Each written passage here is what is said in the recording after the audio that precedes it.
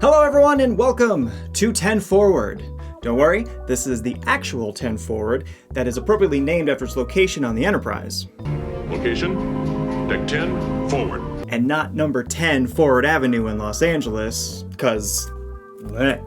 Now, depending on when I finish editing and upload this video, it has been either exactly or just after 1 full year since I released my very first StarRekt video and officially launched this channel. Since then, I've had incredible and positive feedback from people who have been enjoying this channel so far. And in 1 year, we've hit 500 subscribers, which I think is absolutely amazing, and I cannot thank you all enough. Therefore, I wanted to do something fun to celebrate. So speaking of the 10 Forward bar that is in LA, I recently had the pleasure of going to the Star Trek Picard 10 Forward pop-up bar in Los Angeles, and it was quite a neat experience. Chill vibes, good food and drinks, and they had some merch there that, of course, I had to get. My favorite piece that I got that I want to share with you all is this Star Trek cocktail book containing 40 drink recipes, and I want to try every single one. Not all right now, though. Right now, I have enough supplies and ingredients to make at most 6 of them. I say at most because making these drinks in front of you, trying them and reviewing them is nice and all, but being the lush that I am, I want to spice things up a bit.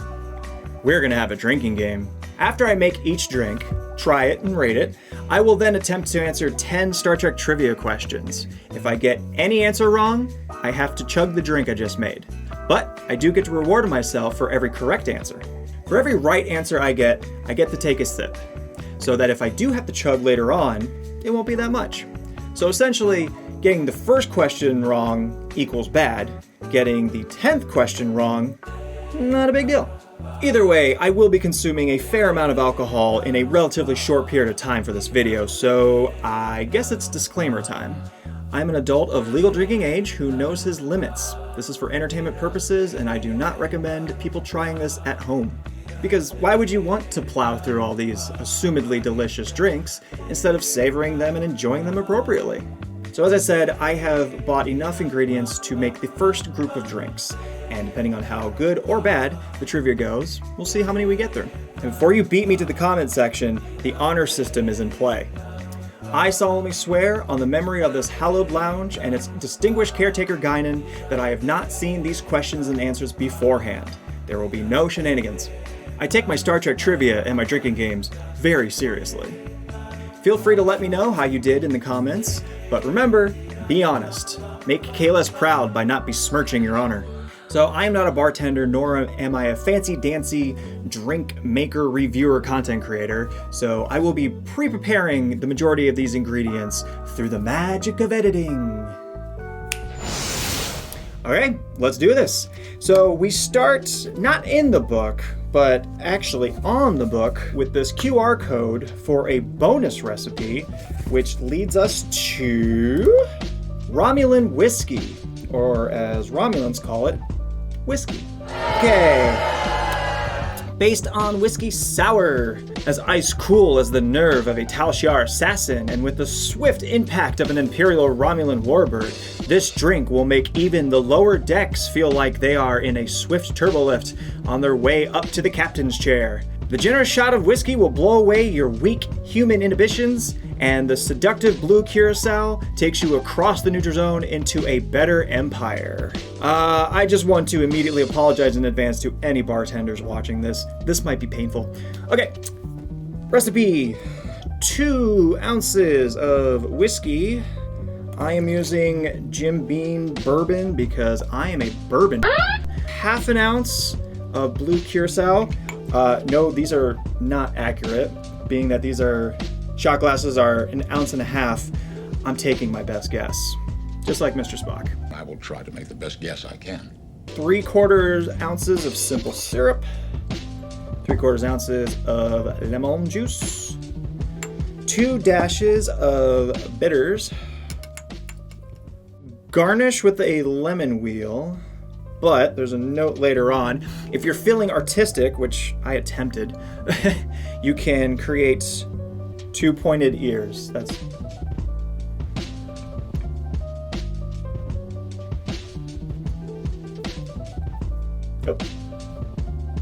Oh. Oh man, I cut this wrong.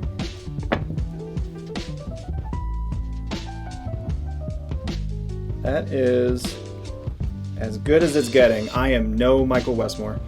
Serve in a low ball or a rock glass with crushed ice.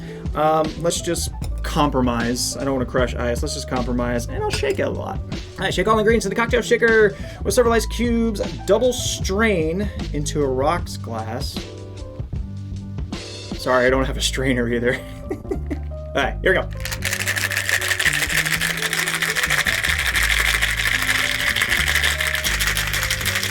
Okay. Just from the sound of it alone, I feel like I maybe should have added more ice before that, but whatever. Here we go. No. Ear. You stay on. Romulan Tal Shiar agent. Oh my god, this is a lot bigger than I thought it was going to be. Oh boy. Okay. Maybe could have used some more curacao because it's not that blue, but okay. To Romulan whiskey. Let's get some lemon zest in there. All right.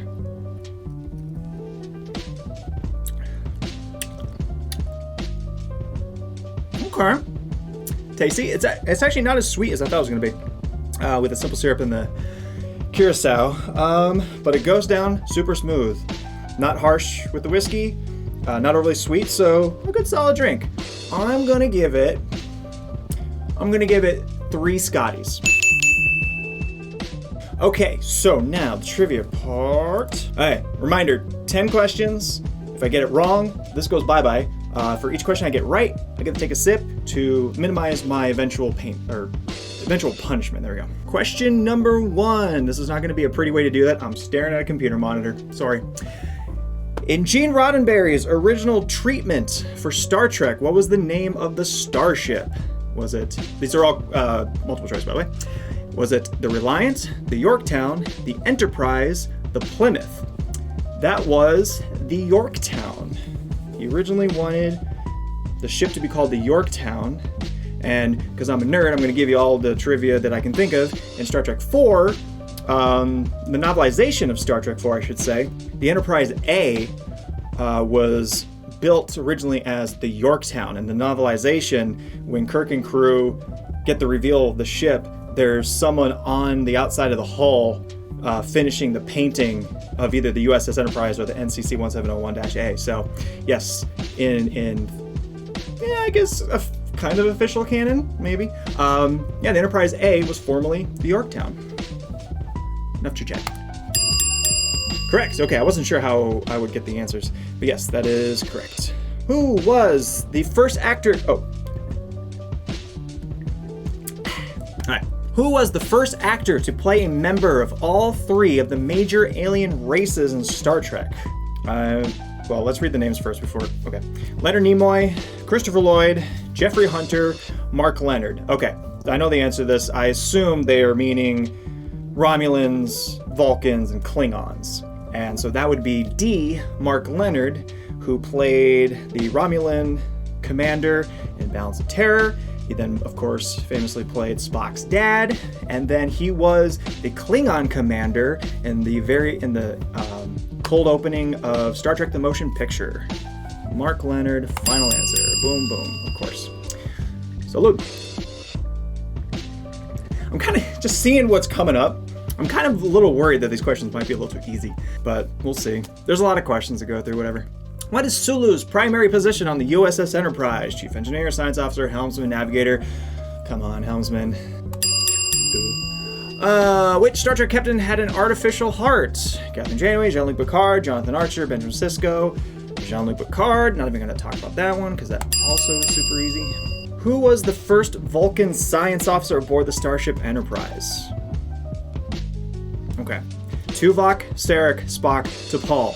Alright. How literal are we being? Because obviously my first thought is T'Pol on NX Enterprise, but if this website by any means is referring to the original series, it's going to be Spock. But I'm going to T'Pol because that is far more accurate. Yep. Okay, good. Did I drink for Sulu? And did I drink for Picard? I don't think so. And then here's two to Paul. Yeah, these aren't the greatest awards, because I'm just plowing through this anyways. Oh. Okay. Which alien race, this is weird, which alien race did Ronald Reagan say reminded him of Congress? Klingons, Vulcans, Ferengi, Borg.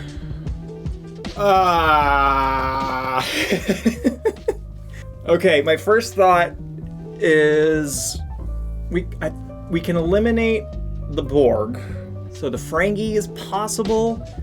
I'm not gonna say no on the Vulcans because I feel like the joke here is they're not logical. Congress is not logical.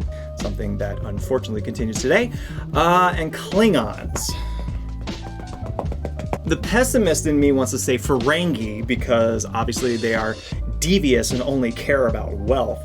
Klingons are just combative. Ugh. It's either Klingons or Ferengi. I feel like Klingons fit the time Reagan was in office, but to me personally, Ferengi makes more sense. I'm going to say, I'm gonna go with Ferengi. No, I'm going Ferengi. I'm going Ferengi. They are despicable, money grubbing, and that makes the most sense to me.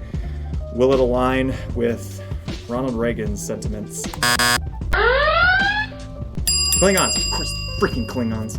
When Ronald Reagan visited the set of Star Trek The Next Generation, during filming of Redemption, he remarked, "I like them, the Klingons. They remind me of Congress." See, that was so obvious. I should have done it.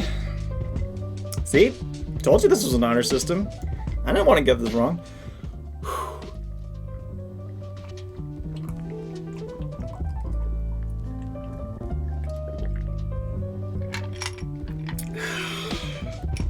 Tasty enough drink to sip.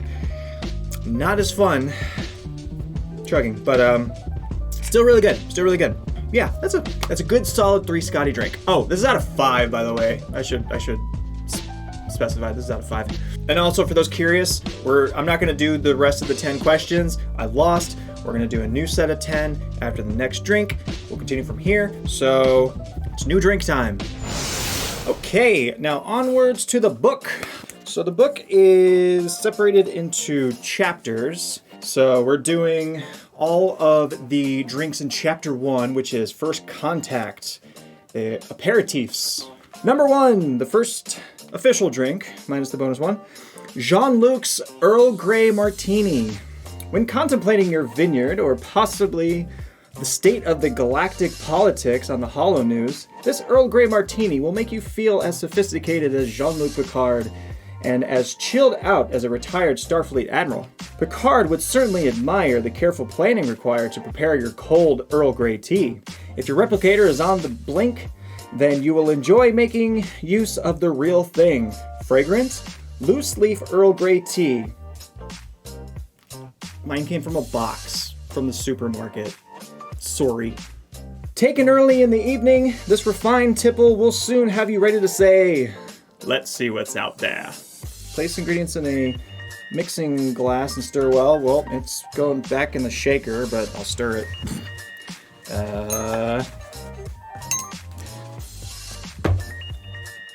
Stay. Okay. Strain the liquid into a teacup. Oh, it's called a martini. I'm doing the martini glass. My swizzle stick. 2 ounces of gin. And for the record, I hate gin. I am a vodka martini man. 1 1/4 ounces of Earl Grey tea. So truth be told, I obviously made this tea right before I started this video, and I put it in the freezer so it would go from a boiling temperature to a cold temperature. So there's ice already forming. Oh, good, it's just a layer. I was afraid it was going to be like a bit of a chunk of ice. Okay, this is going to be a miserable experience. 1 1/4 ounces. So maybe just over half, I don't know. 1 1/4 ounces. Yeah, let's go with that. Okay, sorry Guinan, we are spilling all over the place. Earl Grey, cold. 1 fluid ounce of lemon juice. I feel like I put more lemon juice than Earl Grey, but Whoops. Half an ounce of sugar syrup. What's interesting is that the last recipe called it simple syrup, and this one is sugar syrup. But I'm pretty sure they're the same thing, so I'm using simple syrup. Blech. And then garnish with a twist of lemon peel. So yes, martini glass, baby. I know how to do some things right. I just split it in half. Okay, I take that back. I don't know how to do some things right. And this lemon sucks.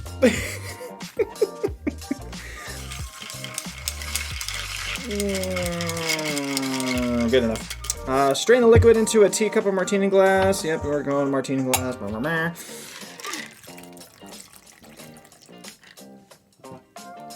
Interesting color. Very reminiscent of a Vesper martini. Yeah, alright. Actually, no, that looks weirder than a Vesper martini. Vesper martini has like a golden shade to it. This is a dehydrated urine sample. Alright, salud.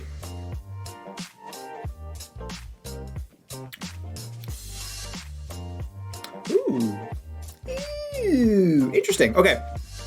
I made a face at first because I'm like, this does taste like tea, so it's really odd.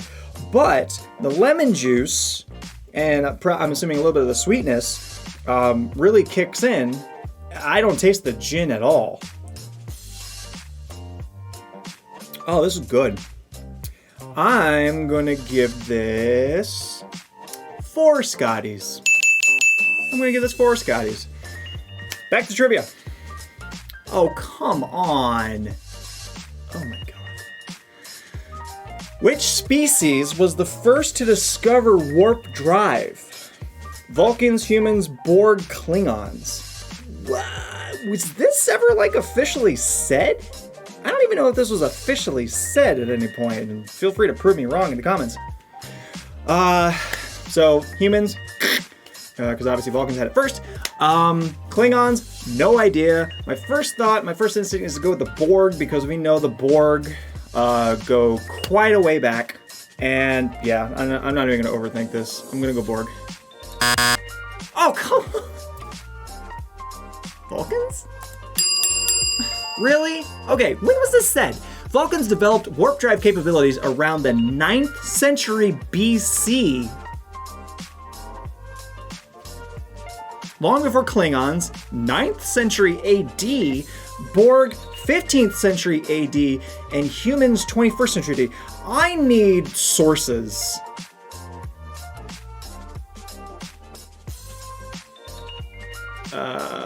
But, okay. There's a whole rabbit hole to go down here. 9th century BC, they were already... You know what? Oh, crap. You know, that makes sense. This actually kind of makes sense now that I think about it, because when you look at the history of the Vulcans and Romulans, there needs to be enough time for the Romulans to also have warp drive, escape from Vulcans, and have enough time and centuries to build their own culture, but also evolve enough to the point where they get bumped. Crap. On the first freaking question. Oh, this is... And here I was worrying that the trivia was going to be too easy. I do it for you.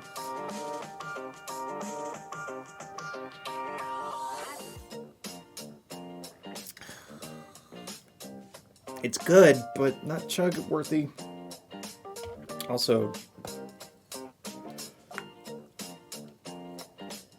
Get out of here. Get out of here.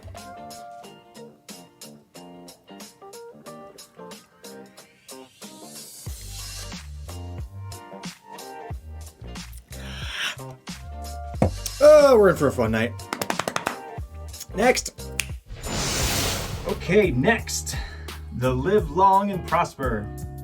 As refreshing as the spring winds on Mount Salea, this delicious cocktail combines a discreet level of alcohol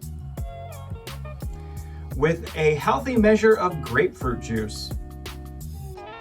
While it is not logical to drink to excess, Vulcans do partake of wine and other stronger beverages when it is culturally appropriate. This long drink provides an elegant ratio of water to alcohol, which is also pleasing to the mathematical mind. Be sure to serve with the ancient Vulcan salutes. Oh, we shall be, don't you worry. I wish my camera was rolling when I read how much booze is in this.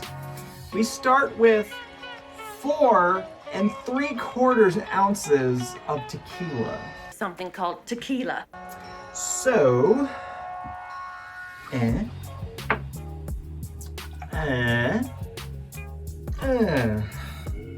my God, it's almost filled up my freaking shaker. And I can smell it. God, I hate tequila.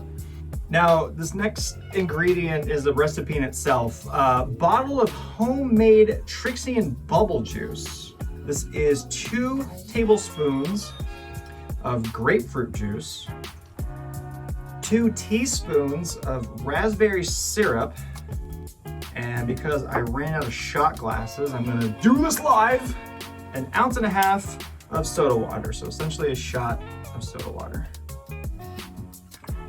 Yep, this filled up my shaker.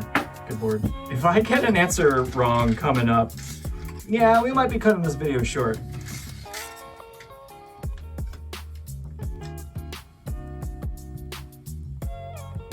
No. I am so afraid of this one, and if this is what Vulcans drink, they have more superior superhuman power than we are aware of, because good freaking Lord. Still smells like tequila. Salute. How does that work? How does that work? How does that work? Okay, it is strong. It's very strong. You can tell that it's strong, and you can taste the tequila, but these minimal amounts of these things makes it far more palatable. It goes down far more easier than one might expect with having like 2.5 shots of tequila in it. Yeah. It's not the greatest in flavor though. So let's give it, I'm gonna give it 2.5 Scotties. 2.5 Scotties. It's right in the middle. It's not bad, but it's not great. It's drinkable. For how much tequila is in it, I'm gonna say it's drinkable. So good on you. Now I'm totally afraid about the trivia, so you didn't see this. Okay. What Star Trek character was labeled unknown sample when discovered by Bajoran scientists? Connie Singh, Odo, Data, 7 of 9. The answer is Odo. Odo is apparently the Bajoran word for unknown sample. Which Star Trek actor originally devised the Klingon language? I know this. Leonard Nimoy, James Doohan, Michael and Sarah. I'm sorry, but I don't know who that is. Mark Leonard. The answer is James Doohan. Quick little bit of trivia in Star Trek The Motion Picture. The cold opening with the Klingons encountering V'ger was all shot in English, but a brilliant decision was made to give them the Klingon language, give them an alien language.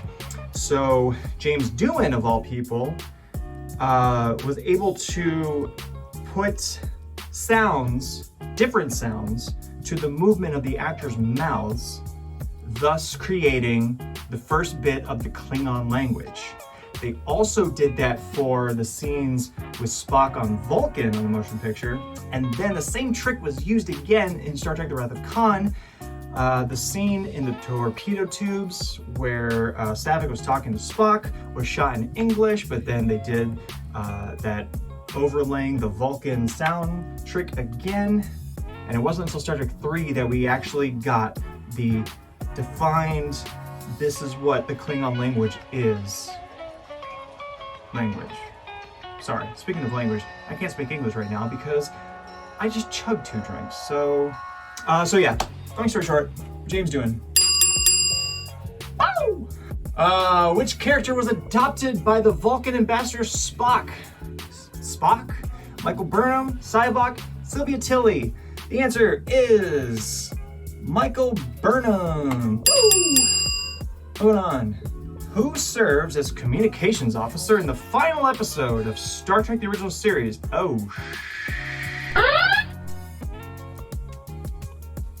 Okay, the reason I'm not thrilled about this one is because I will fully admit I don't often watch every episode of the original series.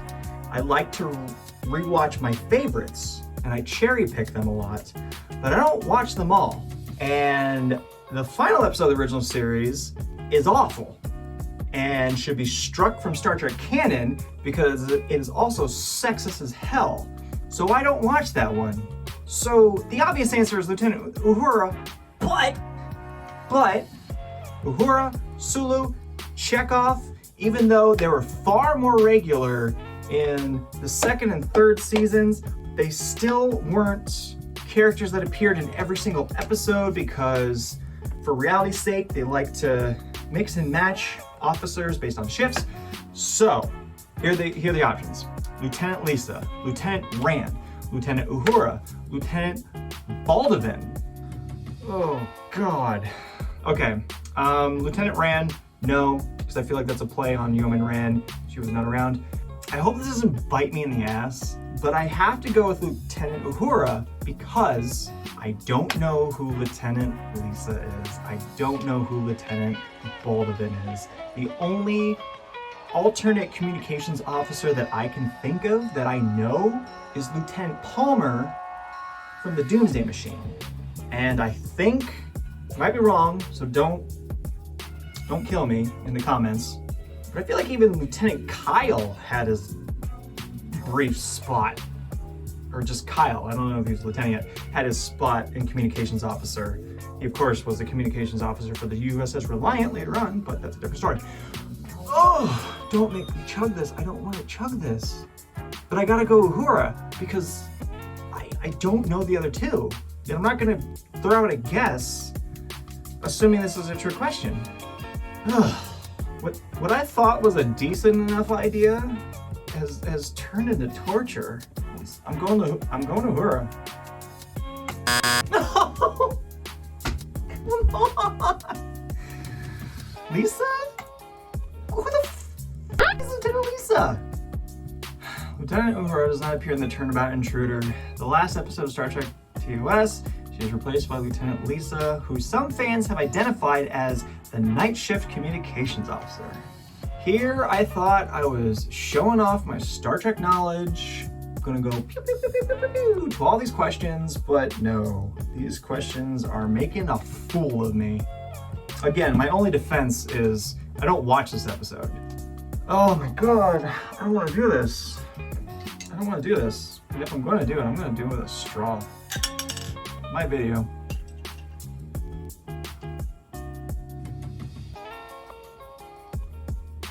Yeah, it's going to take too long.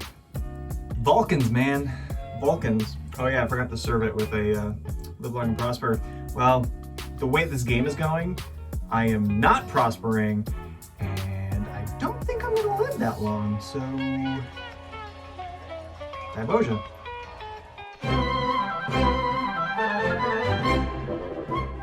I'm going to do it.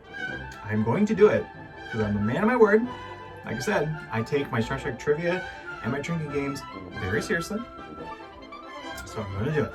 Just give me a minute.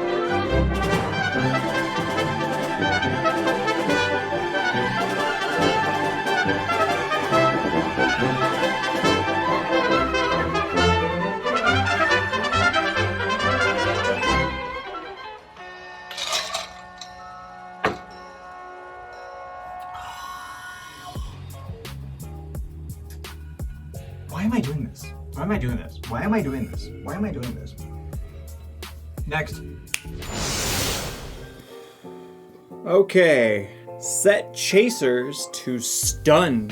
A bright, cheerful drink to help along any first contact scenario.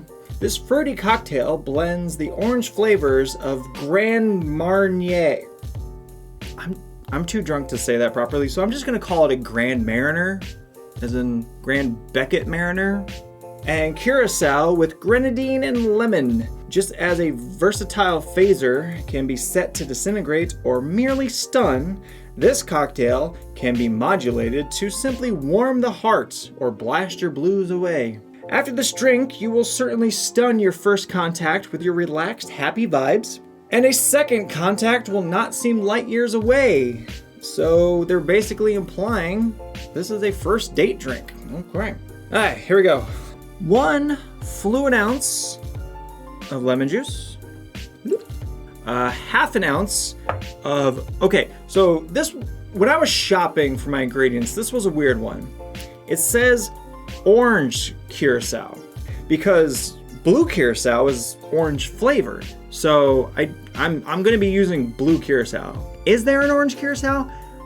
I don't know, but it's orange flavored, so I'm going with it. This is supposed to be a red drink, and I'm adding some blue, so this should be interesting, but here we go. Some blue curacao. Half an ounce of lime juice. 1 1/3 ounce of Grand Beckett Mariner. And then 2 teaspoons of grenadine. Fill a cocktail shaker with ice, add the ingredients, and shake well. Strain into a champagne glass or cocktail glass. Well, I'm gonna use the only glass I haven't used yet, which is technically a wine glass. Wait, does that mean there needs to be ice in here? It didn't say it. No. Okay, oh God. The picture shows no ice. But then I laughed because orange curacao has to be a thing because this drink looks nothing like the picture in the book. Whatever, we're so deep now anyways, who cares?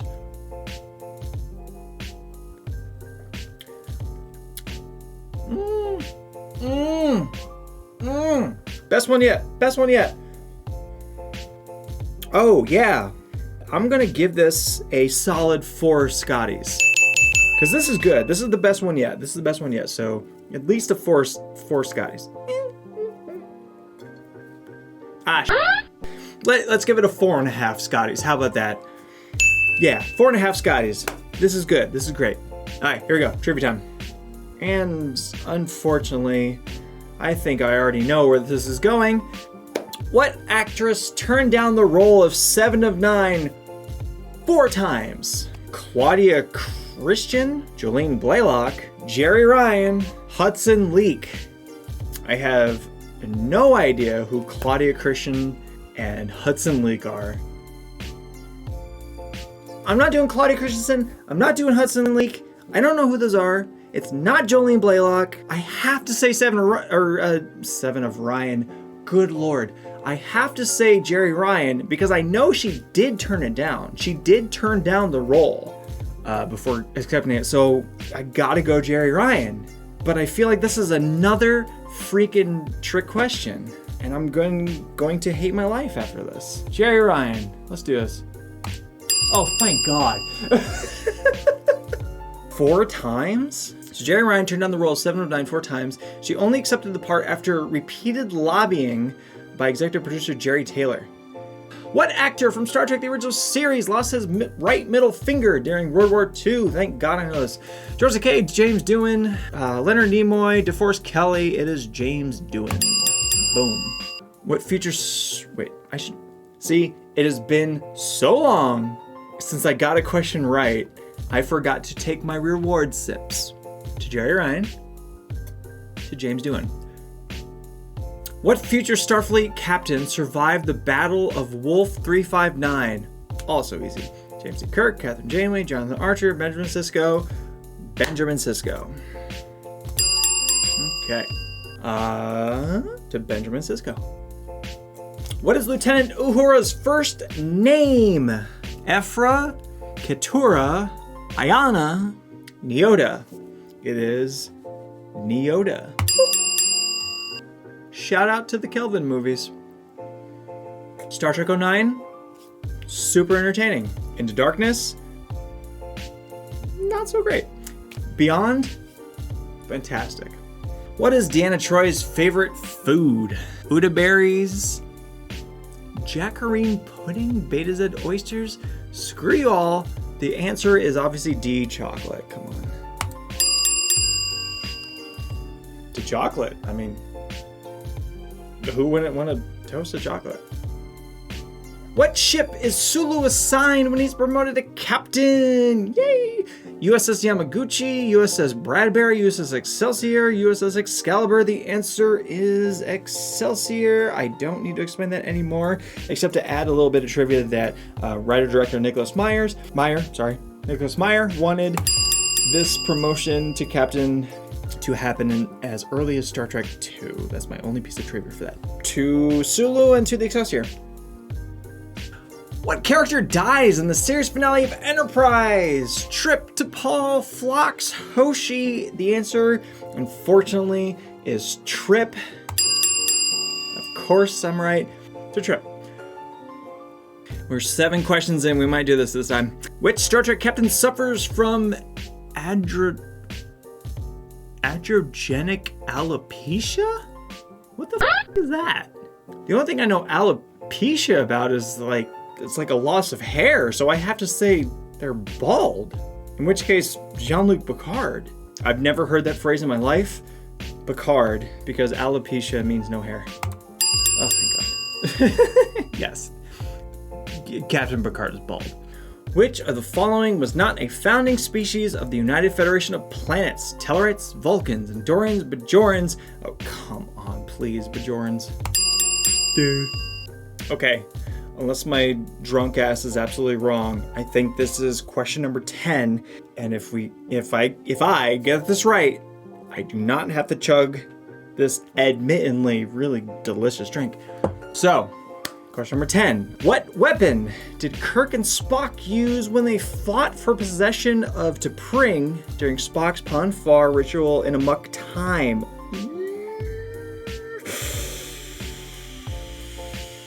I immediately feel shame that this is a very, very, very popular episode that people know a lot about, but like I said previously, I don't often watch the original series that much, so I feel like I'm probably gonna get this wrong. Kabar, Lirpa, Morteus? I'm gonna scratch that one just because I don't know how to pronounce it. Mek'leth? Nope. Kabar or Lirpa? I'm gonna get so shamed by you guys in the comments if I get this wrong. Lirpa sounds more like a weapon than Kabar. Morteus? I don't even know how to pronounce that one, so if it's that one, I'm incredibly shamed. I'm gonna say Lirpa because it sounds the most like a weapon. Karpa sounds like, I don't know, an act, like a ritual. Morteus, if I'm even saying that right, sounds like whatever. Lirpa. Ah! Yes!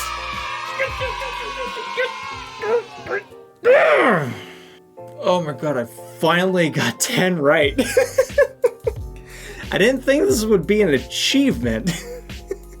Here's the irony of the world, everybody, is that I actually would not mind chugging this because this is the best drink I've had so far. And there's really not that much booze in it. It's just Grand Beckett Mariner. So I'm just gonna kill it. Salute, everybody.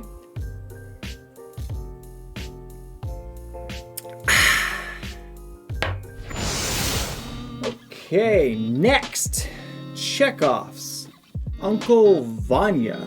Chekhov is devoted to all things Russian, so he is sure to approve of this tall, sweet vodka-based cocktail. He would be proud that it is named after a play by his writer namesake, Anton Chekhov. To cap it all, the star of this production is the blackberry, and since Russia is one of the world's greatest berry producers, even the liqueur could be from his homeland. Sipping this, Chekhov would be in paradise, which he assures us is a place just outside Moscow. 2 fluid ounces of vodka. 1 fluid ounce of blackberry liqueur. 1 fluid ounce of lemon juice, preferably fresh. Yeah, no, that's not happening right now. It's from the bottle. This one tripped me up. It says 2 teaspoons of gome syrup, parentheses, a simple syrup with gum arabic. Could not find that at all. No one knew anything about this. So, simple syrup it is. 2 teaspoons of simple syrup. 2 blackberries, or a handful of blueberries. No, we're going 2 blackberries. I believe it's muddled. To be continued. Garnish with a lemon wheel. We kind of got that. So load cocktail shaker with ice. Add ingredients, including the berries, and muddle. Since it's going into here, I'm gonna muddle in here. Again, bartenders, I am so sorry. Yeah, this isn't working. Here's my muddling. Squish, squish, squish. All the bartenders in the world hate me right now. That's okay. Double strain, again, sorry, don't have a strainer, into a Collins glass. I feel like that's like closer to like a champagne goblet. I could be absolutely completely wrong, but the picture is a tall glass, so I'm going to use my 10 Ford pint glass again. But again, I don't have a strainer, so that's not going to happen, which sucks because I can already see the berry parts of it. Add more berries and stir to spread them around the glass. I did not prepare this properly at all. Here we go. We're just going for it. Screw it. Oh yeah, this is... Oh, there's so many berry particles holding this up. This is awful. Again, all bartenders, I significantly apologize. Garnish with lemon.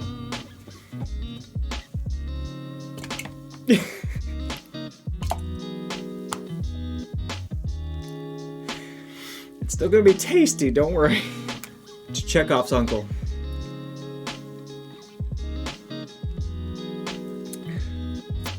See, I don't care if I butchered the out of this, it's still tasty. It is still super tasty. I'm gonna give this, because it's pretty good. It's pretty good. It's probably my second favorite. So therefore, I'm gonna give this 3.5 Scotties. 3.5 Scotties. All right, trivia time. Let's do this. Who was originally cast as Captain Janeway? I'm gonna butcher her name. Genevieve Bujold, Catherine Deneuve, Sophia Loren, Judi Dench. I love all those names, but the correct answer is Genevieve Bujold, which, if you haven't, you need to check out the footage of her actually filming scenes of Caretaker on YouTube. It is night and day between her and Kate Mulgrew. Only Kate Mulgrew could play Janeway. Let's be honest. Only she could play Janeway. Duh, I got it right. Which of the following species... Wait. Which of the following is a species of intellectual turtles? Caterians? Ardonans? Rigelian betazoids? Well, I feel like I know how this question is going to end up. Not betazoids. I don't think it's Rigelians, because like Rigel is mentioned a lot in Star Trek as like just a very densely populated system within the Federation. Caterians. In my current state of mind, I can't think of what Caterians look like, but I don't think they look like turtles. Ardonans? This is one of the times where like I'm gonna go with Ardonans just because I don't know them. Caterians I've heard of. Can I picture them? No. Rigelians I've heard of. Can I picture them? No. Betazoids? Absolutely not. I'm gonna do it. This is probably terrible, but I'm gonna do it. Ah! Is it Caterians? No, it's not. Is it Rigelians? Well, I mean, obviously it has to be because it's not betazoids. The Rigelians were a species of intelligent turtle. According to information obtained by Dr. Phlox, they are believed to have 4 or 5 genders. I am so sorry, Enterprise fans. But hey, these turtle-like species was saved from the Doomsday Machine. So I don't want to do this anymore. I don't want to do this anymore. I don't want to do this anymore. At least it's good. At least it's tasty.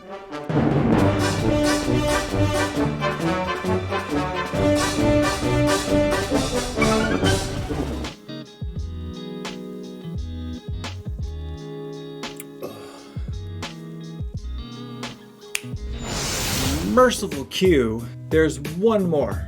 The Borg Queen. Say goodbye to your weak human side and take back control with this chilling variation of the Martini. The Borg Queen has a subtle edge on the classic Martini with the addition of pineapple, or if you're ready to assimilate something a bit more mouth-tingling, a dash of lemon juice. It was once said that the Martini was the perfect invention America had given the world, and the Borg seek perfection in all things. So add a couple of Borg ice cubes and lower your shields. Resistance is futile. I hate to say, but I do not have big Borg cube ice cubes ready to go. Okay, we have a 1/2 inch / 1 centimeter slice of pineapple crushed. We pre-did that. We pre-muddled that pineapple slice, so I think it goes in here. Muddle the pineapple in a cocktail shaker. Yep, it goes in here. Blip, blip, blip, blip, blip, blip, blip, blip. Okay. 1 tablespoon sweet vermouth, 1 tablespoon dry vermouth. Blop. Yeah, I just spilled all over the place. I'm a drunken mess. Okay. Okay then. 1 1/4 ounce gin. Hello. And more spillage, of course. Why not? Ice. Well, it's in there. Optional dash of lemon juice. I don't know what the dash is, so I just squeeze some in the shot glass. Bloop. There's your dash. Garnish, pineapple leaf or 1/4 slice. You know, how about both? How about both? Here's some extra pineapple, and here's a pineapple leaf. I doubt they taste the same. In fact, I guarantee it. Shake well and strain into a cocktail glass.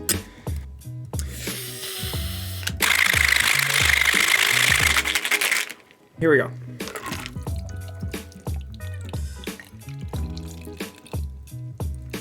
It is very yellow and looks nothing like the picture in the book, but I feel like that's not a mistake because the picture looks very Borgish and there's so much yellow going on here that I don't think that's a mistake. Diboja.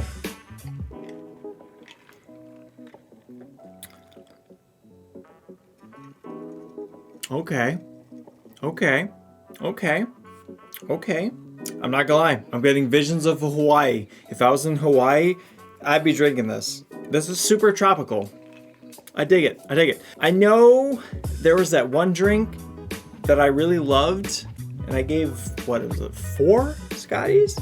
I feel like this is the same. I feel like this is the same enjoyment. So once again, yeah, 4 Scotties. 4 Scotties. This is very enjoyable. It's very sweet. And I feel like the booze is surprising because you got your gin and you got 2 different versions of vermouth. So I feel like it's sneakily strong, but you can't taste it because there's so much pineapple and lemon juice going on that who cares? It's very tropical. It's super tropical. If you go to Hawaii, drink a Borg Queen. Let's do this. Trivia time. If Edith Keeler doesn't die in the city of Edge of Forever, what will happen? The Nazis will rule the world. Captain Kirk won't be born. A virus will wipe out humanity. The timeline will unravel. So in the city of the Edge of Forever, if Edith Keeler doesn't die, Germany invents the atom bomb first and wins World War II. So yes, the Nazis win, But it doesn't necessarily say that the Nazis will rule the world. Meanwhile, the timeline will unravel. Duh! That is so vague. That is so vague. I don't like this question. And honestly, if I get this wrong, I do not feel compelled to chug my drink. The timeline unraveled because the Nazis won World War II. Do they definitionally rule the world? Inconclusive. So if I get this wrong, I'm not gonna drink. I'm honestly not gonna drink because it's literally both of them. The Nazis win and the timeline unravels. I'm gonna go with D, the timeline unravels, because that's the most like generic. The Nazis will rule the world. Yeah, they may win World War II or discover the atom bomb first, but they never specifically said Nazis will rule the world. I'm gonna go with the timeline will unravel because that's absolutely what it did in the episode. If I get this wrong, I'm not drinking. Wrong. I'm gonna click Nazis rule the world. Whatever it is. I'm not drinking it. I'm not. Because it's literally both. The timeline unraveled because the Nazis won World War II. I'm not drinking this. This was a null, so the 10 questions begin now. Let's move on. Which character serves as the head of security for the space station of Deep Space Nine? You gotta be kidding me. Kira Nerys, Worf, Odo, Benjamin Sisko, Odo. I feel like I've been forgetting to drink for my victories. I don't know. Editing will tell, but to Odo. Who created the Bajoran wormhole? The founders, the Archons, the prophets, the elders. It is the prophets. To the prophets. What type of weapons technology does a phaser use? 0-point energy, plasma, antimatter, particle beam. Particle beam. This question disguises itself as a difficult question, but it ultimately is a particle beam. Boom. There you go. Two particle beams. In Star Trek Nemesis, what did Shinzon use to assimilate the entire Romulan Senate? Thalaron radiation? Cobalt disinolide? Acetone assimilators. That's from Booby Trap. I love that episode, by the way. Trillium resin. Thalaron radiation. Here we go. Boop. Yep. What species known to the Borg as... Species 329 were deemed unworthy of assimilation? Kazon, Klingon, Organian, Tholian. This could have been a difficult question had they not had 3 alpha/beta quadrant species as answers. The answer is clearly Kazon because they are very limited as a species, but also they're the only delta quadrant for species 329. That's early. That is early Borg. So that's clearly delta quadrant. Kazon, they don't have their together. They don't. Kazon is your answer. Yup. In Mirror Mirror, what has replaced the United Federations of Planets? Klingon Cardassian Alliance, Dominion, Romulan Empire, Terran Empire. Although the Klingon Cardassian Alliance does show up in the Mirror Universe later in DS9, it is the Terran Empire. Where's my mouse? Mouse. There you go. Yep. What was Majel Barrett's first role in Star Trek? Embarrass, Loaxan Troy, Number 1, or Nurse Chapel? Of course, the answer is Number 1. Here we go. And boop. Question number 8. What type of fish does Captain Picard keep in his ready room? Lionfish, goldfish, suckermouth, catfish, clownfish. It's not a goldfish. It's not a clownfish. I don't know what a suckermouth catfish is. Lionfish just sounds right to me. I've not been drinking for my correct answers, so forgive me while I take some sips. I don't know what a suckermouth catfish is, but it sounds too ugly to be the majestic creature that is actually in his ready room aquarium. It's not a goldfish. It's not a clownfish. I'm going with lionfish. Boom. Boom. Question number 9. What TNG prop was designed using an automotive air filter and a hairband? What? Okay, sorry. Let me read this out. Positronic brain, warp coil, Resican flute. Nope. Geordi's visor. Okay, after seeing the options, not positronic brain, not warp coil, not Resican flute, it's got to be Geordi's visor, because automotive air filter implies and hairband implies. So put them together, you got Geordi's visor.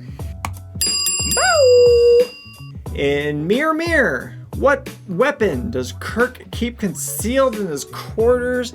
Hell yeah, we know this. The Metron Cascade, the Tantalus Field, Aceton Assimilator. Was this the second reference to Booby Trap? I love Booby Trap, by the way. That's a great episode. Trilithium resin. The answer is the Tantalus Field. Let's go. And I have survived the night. Ugh. I have survived the night. There are no other recipes in this chapter. I am done. Frankly, I have chugged so much more than I thought I ever would. This was far more painful than I expected it would be. I'm not gonna lie. I thought I would just breeze through this trivia. I thought that maybe 1 or 2 times I might have to throw back a drink because they caught me, but no. Yeah, this is legit. These are some legit questions. Clearly did their number on me. So, final takeaways. This video was an experiment.